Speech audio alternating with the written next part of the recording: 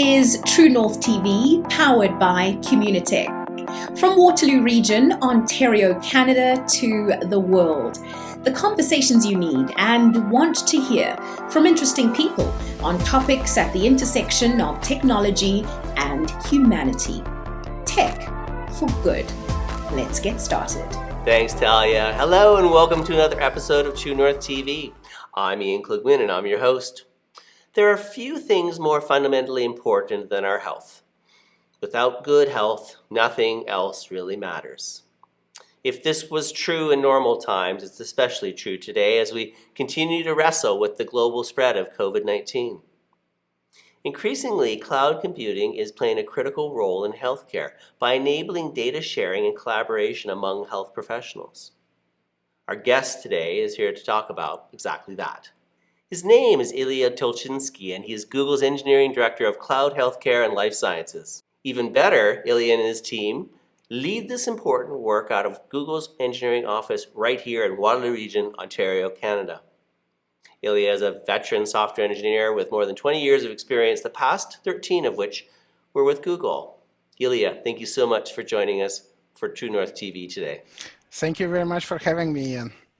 So let me see if I get this right. A Russian-born Ukrainian Jew spent 10 years in Israel and somehow found your way to Canada. That's correct. Why Canada? What brought you here? Oh, amazing skiing. No, but honestly, Canada is just an amazing place to be, both in terms of quality of life, opportunity, to do the job that I like, and having amazing people around me. Yeah, no, I'm an immigrant too, and so I think that it's people who come from elsewhere truly do see what makes this such a special country in the world. But we're here to talk about Google Cloud for Healthcare and Life Sciences. Can you start off by just giving me general terms of what does it do and who is it for? Yeah, absolutely. So our mission is to create a platform that helps our customers organize their healthcare information, make it secure, make it accessible and useful, with the goal of improving health and healthcare for people and communities globally. And let me unpack this a little bit.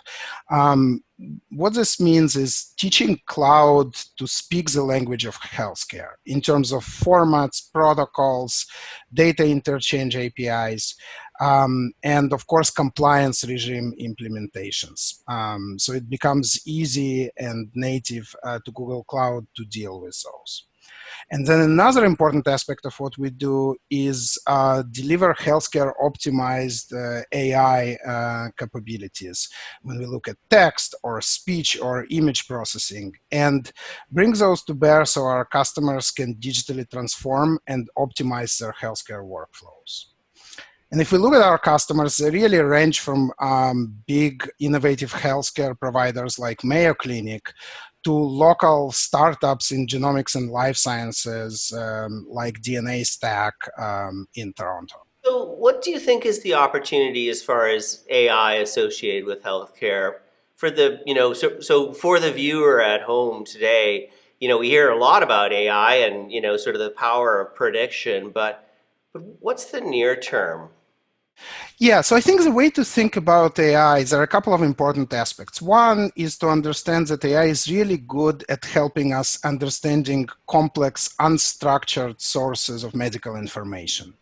And especially in healthcare, a lot of very important and useful data is kept in these sometimes paper and sometimes digital silos of this unstructured information. So it could be medical notes, it could be imaging, it could be speech as a conversation of a patient with their provider. And this understanding is very often the first step in making important information available for providers and helping them make the right decisions. And a question that often comes up is AI going to replace humans? And my opinion is that we don't see AI replacing humans such as doctors and nurses that obviously are always going to be involved in patient care. But rather, provide something that's complementary and helpful and gives thoughtful assistance by providing information at the right place at the right time to help them be more efficient and achieve better outcomes. So I could throw a couple of examples here. Just a few weeks ago, we released Healthcare Natural Language API. It's a service that allows us to summarize medical records or medical insights. And then customers can now better coordinate valuable medical care by understanding unstructured text that might be mentioning vaccinations or medications that patients are taking and that might otherwise be overlooked as you look at their overall healthcare journey. We're hoping that a lot of these AI solutions really will help us to go from some of these paper-based or digital silo-based representations of the data to something that makes this information actually actionable for practitioners. So I just had Ajay Agarwal on TrueNorthTV a couple of weeks ago. He's, of course, the economist at Rotman School of Management who's very, very interested in AI, and of course one of the co-founders of Next AI and Creative Destruction Lab, and as well as being a world-class professor and researcher. He seemed to be talking about AI as being sort of driving the cost out of, increasing the efficiency and the reliability of the power to predict. But in his humble opinion, or maybe not so humble, knowing Ajay, he seemed to be saying that the place that AI is not going to replace humans is around judgment. How do you feel about that statement? Yeah, so I think it's, I'll give an analogy not from a healthcare space, but perhaps from a gaming space. I think there was a statement that computers may win in Go or in chess, right? But the interesting point is players assisted by AI will almost always win over players that are not assisted by AI. And I think that's an interesting way to look at those things. So if you apply that to healthcare, it's the same thing. I absolutely agree that I don't think that ultimately AI will replace humans in either decision-making or providing that last mile of care, because it's also a lot more than just diagnosis. It's a whole continuum. However, I think AI can help in making this judgment, in making the right information available, in calling attention to perhaps overlooked aspects of a patient healthcare journey, or in optimizing the way the work is prioritized for a busy practitioner. And sometimes looking at a patient record and making a judgment 6 hours earlier than you otherwise would have done could actually make all the difference in terms of outcomes. And so those are the things that we're looking at to find the right place to apply AI so that it is useful and it actually improves the efficiency and the healthcare outcomes. Ilia, do you think that AI is doing a better job currently and will do a better job in the future at diagnosis or prescription? So I think, again, same approach. I don't look at it as a simple binary choice. Will AI ever be doing diagnosis by itself and replacing a human physician? But I think AI for helping with screening, for example, or AI helping call attention to the part of a medical image that a human diagnosed would look at to make their judgment is really useful. As an example, we have in January, I think, announced AI based on collaboration of Google Cloud and Google Health research that improves breast cancer screening. And so the model there suggests that we have some positive findings that it can assist expert screeners and help them achieve better accuracy. So again, we are not replacing them, but we are helping human screeners achieve better results. Have you had much to do with the sort of war on COVID? Yes, COVID definitely, affected all of us in personal and professional lives, but it also allowed us to see some interesting opportunities and trends. Certainly, we have seen increased demand in virtual visits and telehealth. We're very excited about our partnership with Amwell to help bring intelligent healthcare delivery to patient homes. So it's not just about the video visit, but about intelligent video visit.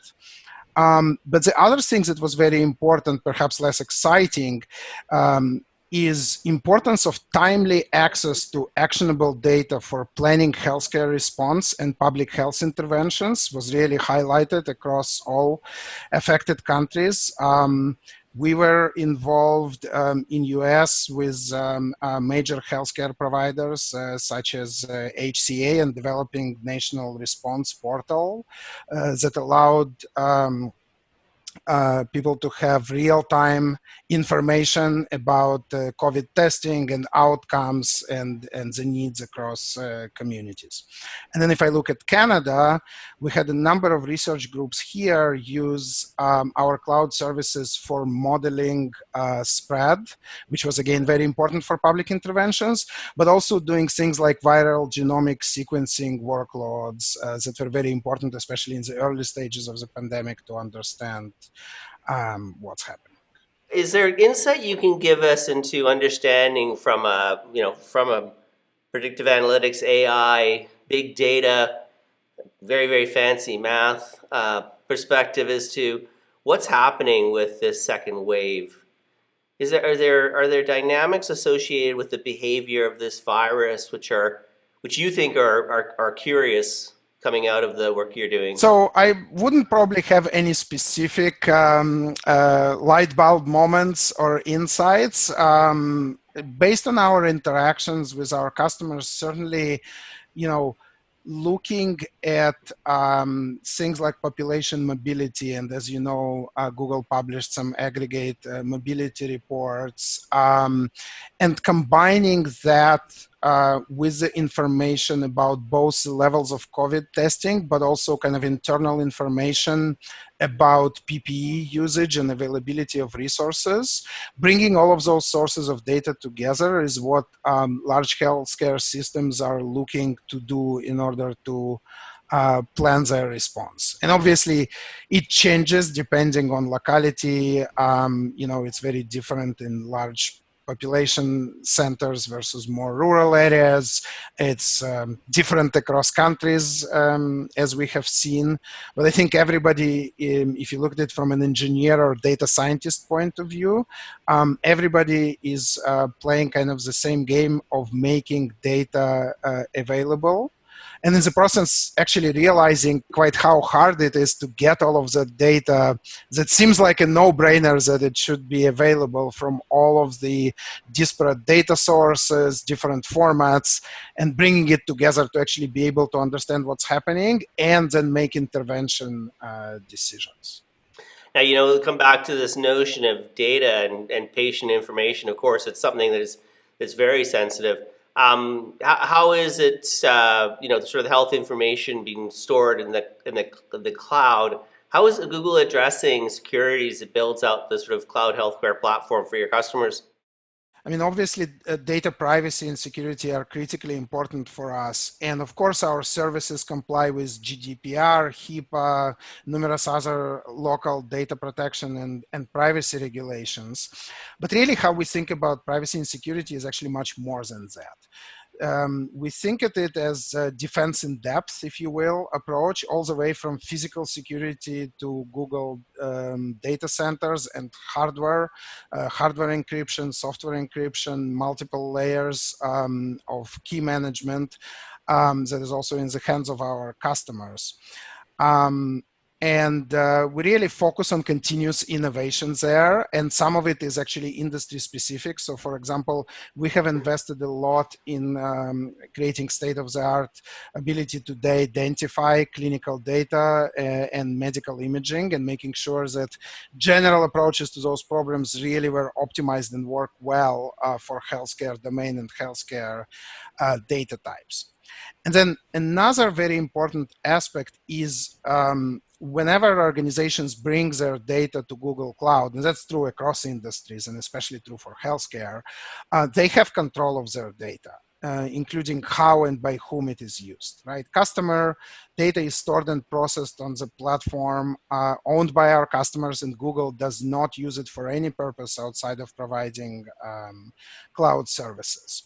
We actually invest a lot in helping our customers meet their share of a shared responsibility model when it comes to compliance, making sure that we automate and codify best practices for them to establish their cloud footprints in a compliant way and satisfy HIPAA or GXP or other regimes. And so we're looking at that at all of these multiple layers. That's very cool. You know, few people know this, but almost all of Google's cloud healthcare work happens right here in Waterloo Region. Tell us a bit about why Google chose this particular location for this really important global work. Yes, and of course I've been the beneficiary of that choice. Very proud that so much work is coming out of Google Waterloo. So in general, it's no secret, and definitely no secret inside Google, that Toronto Waterloo corridor is one of Canada's hotspots for technology talent and AI expertise.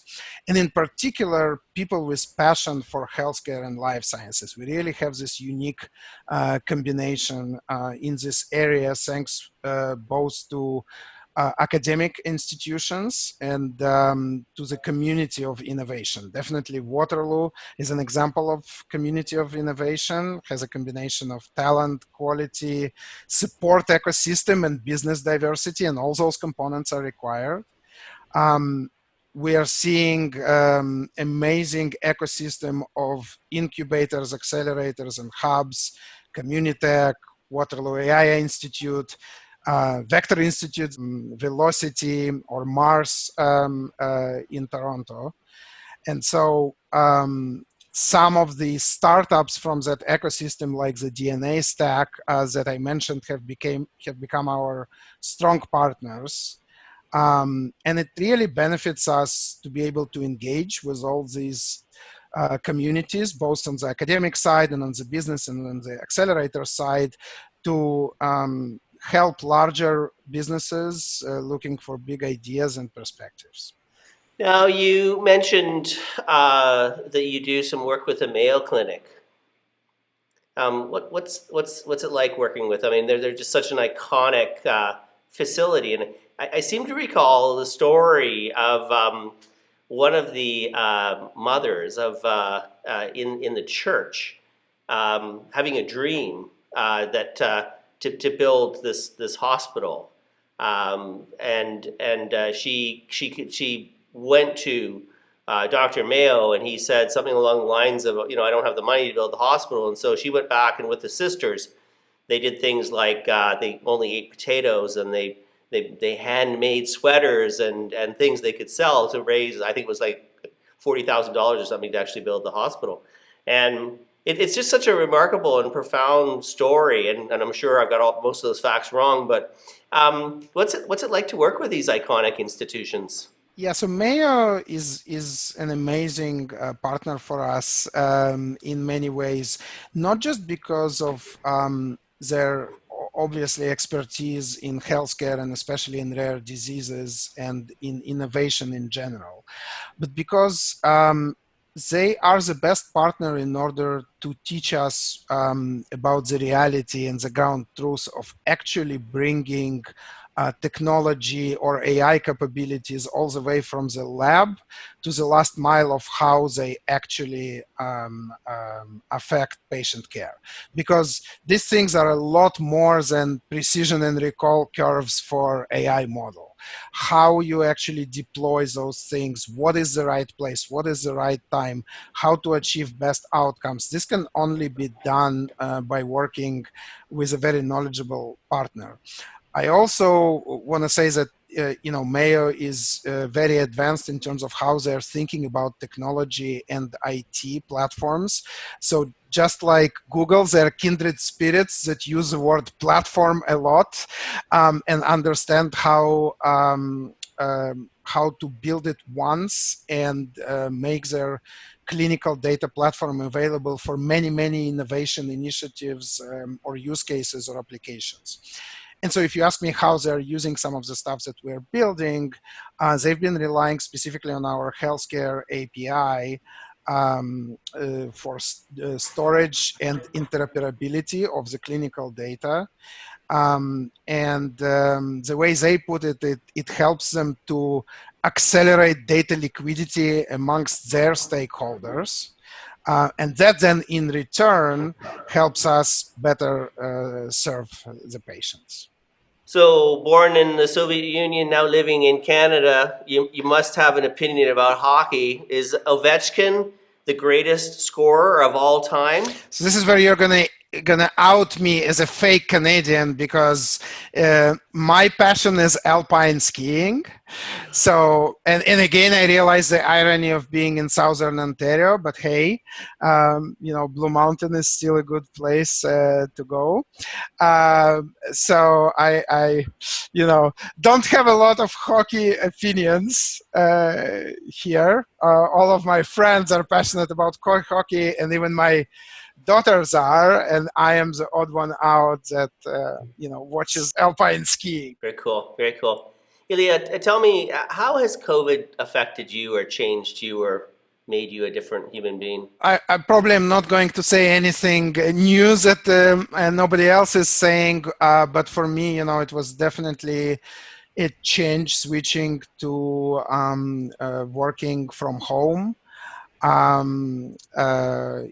It's a whole different reality. My wife is a nurse practitioner, so she is still going to the clinic and providing care to patients. For myself, especially as an engineering director, having to work with large teams that reports to me and many teams across Google, as well as our customers, it has been a real switch in terms of how to maintain the right level of engagement and communication and not get into the whole Zoom fatigue. And I realize the irony of me saying that. It's been challenging at times in terms of kind of maintaining that balance or well-being.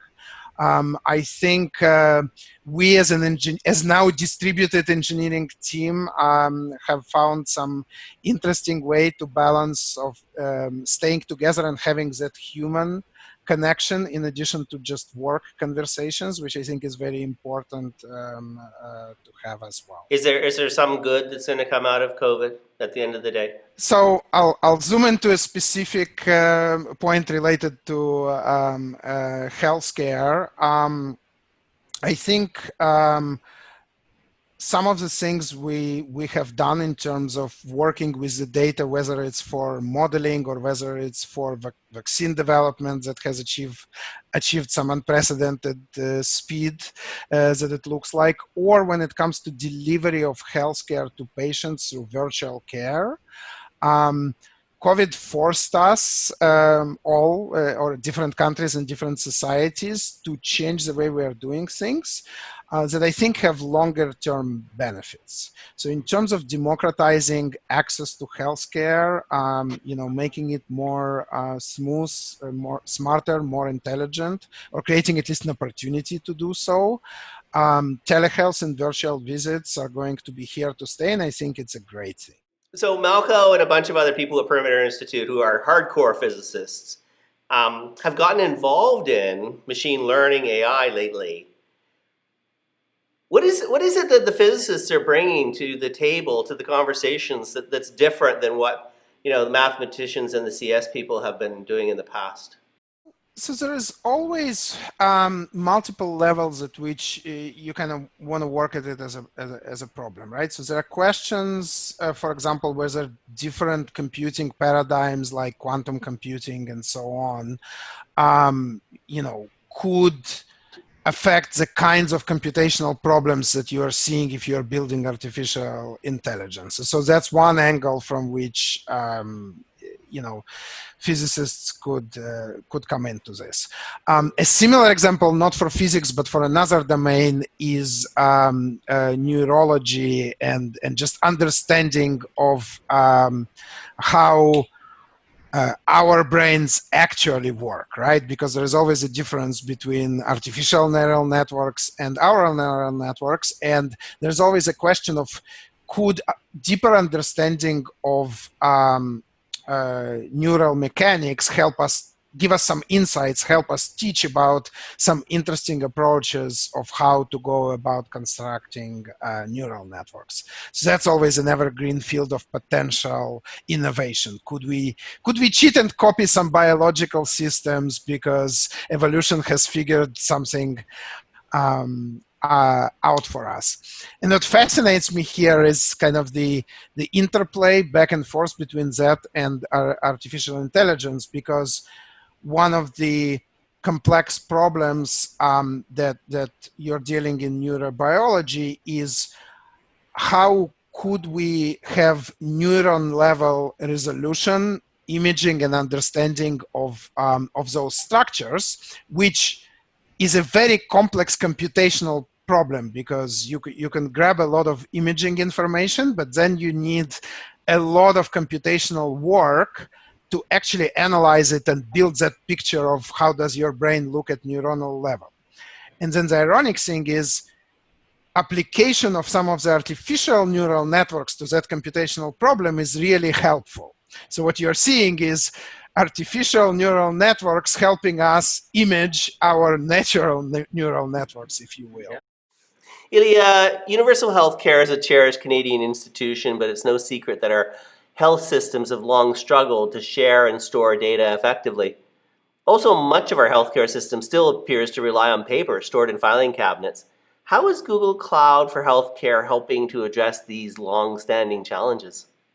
I think in general, it's kind of interesting to look at different modes of healthcare delivery. Obviously, in Canada, we have universal healthcare, and it's an amazing asset for us as a society.